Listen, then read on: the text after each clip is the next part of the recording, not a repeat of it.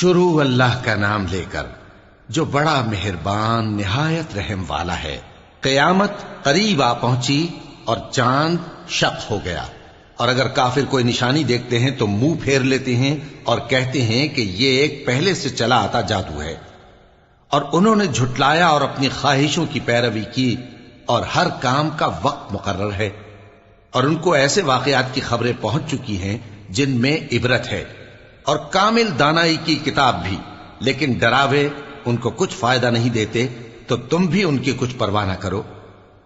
جس دن بلانے والا ان کو ایک ناگوار چیز کی طرف بلائے گا، فوراً آنکھیں نیچی کیے ہوئے قبروں سے نکل پڑیں گے گویا بکھری ہوئی ٹڈیاں ہوں۔ اس بلانے والے کی طرف دوڑتے جاتے ہوں گے، کافر کہیں گے یہ دن بڑا سخت ہے۔ ان سے پہلے نوح کی قوم نے بھی تکذیب کی تھی، تو انہوں نے ہمارے بندے کو جھٹلایا اور کہا کہ دیوانہ ہے، اور انہیں ڈانٹا بھی گیا۔ تو انہوں نے اپنے پروردگار سے دعا کی کہ میں ان کے مقابلے میں کمزور ہوں، بس تو ہی بدلہ لے لے۔ پس ہم نے زور کے میں سے آسمان کے دہانے کھول دیے اور زمین میں چشمے جاری کر دیے، تو پانی ایک کام کے لیے جو مقدر ہو چکا تھا جمع ہو گیا۔ اور ہم نے نوح کو ایک کشتی پر جو تختوں اور میخوں سے تیار کی گئی تھی سوار کر لیا، وہ ہماری آنکھوں کے سامنے چلتی تھی۔ یہ سب کچھ اس شخص کے انتقام کے لیے کیا گیا جس کو کافر مانتے نہ تھے، اور ہم نے اس کشتی کو ایک نشانی بنا چھوڑا، تو کوئی ہے کہ سوچے سمجھے؟ سو دیکھ لو کہ میرا عذاب اور ڈرانا کیسا ہوا۔ اور ہم نے قرآن کو سمجھنے کے لیے آسان کر دیا ہے، تو کوئی ہے کہ سوچے سمجھے؟ قوم عاد نے بھی تکذیب کی تھی، سو دیکھ لو کہ میرا عذاب اور ڈرانا کیسا ہوا۔ ہم نے ان پر ایک رہتی نحوست کے دن میں زبردست آندھی چھوڑ دی، وہ لوگوں کو اس طرح اکھیڑی ڈالتی تھی گویا اکھڑی ہوئی کھجوروں کے تنے ہیں۔ سو دیکھ لو کہ میرا عذاب اور ڈرانا کیسا ہوا۔ اور ہم نے قرآن کو سمجھنے کے لیے آسان کر دیا ہے، تو کوئی ہے کہ سوچے سمجھے؟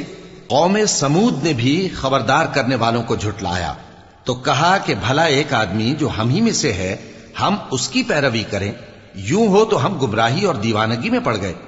کیا ہم سب میں سے اسی پر وحی نازل ہوئی ہے؟ نہیں، بلکہ یہ جھوٹا بڑائی مارنے والا ہے۔ ان کو کل ہی معلوم ہو جائے گا کہ کون جھوٹا بڑائی مارنے والا ہے۔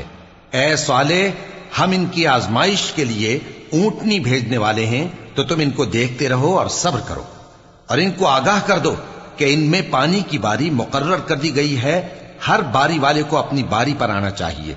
تو ان لوگوں نے اپنے رفیق کو بلایا، اور اس نے اونٹنی کو پکڑ لیا، پھر اسے مار ڈالا۔ سو دیکھ لو کہ میرا عذاب اور ڈرانا کیسا ہوا۔ ہم نے ان پر عذاب کے لیے ایک زور کی آواز بھیجی، تو وہ ایسے ہو گئے جیسے باڑ والے کی چورا چورا ہو جانے والی باڑ۔ اور ہم نے قرآن کو سمجھنے کے لیے آسان کر دیا ہے، تو کوئی ہے کہ سوچے سمجھے؟